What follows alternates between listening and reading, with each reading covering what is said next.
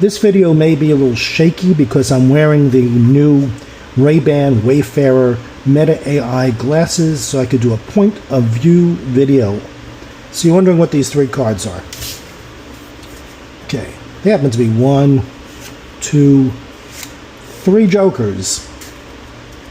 1, 2, 3 jokers.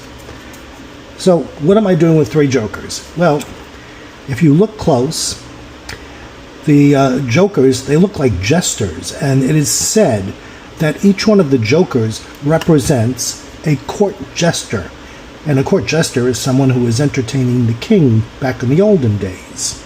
So this might be like the Joker of Hearts, and there's a Joker of Spades. So what we're going to do for now is just put this over here, and we're going to create 4 castles for each one of our kings.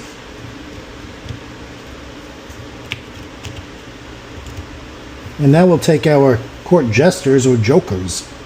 And it is said, if I tap the back of the Joker of Hearts, that the King of Hearts will appear in between the 3 jokers. We have 1, 2, 3, 4, and the King of Hearts appears.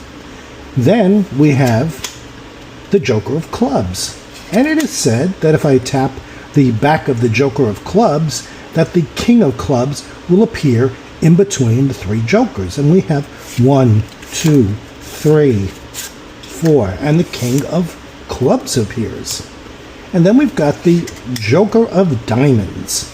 And it is said that if I tap the back of the Joker of Diamonds, the King of Diamonds will appear in between the 3 jokers. So we've got 1, 2, 3, 4, and there is the King of Diamonds.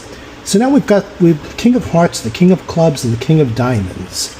And we have 3 jokers, but we don't have a King of Spades. The King of Spades, although has a lot more requirements, the King of Spades actually requires for us to squash the 3 jokers together to make one, and then the King of Spades will make his appearance.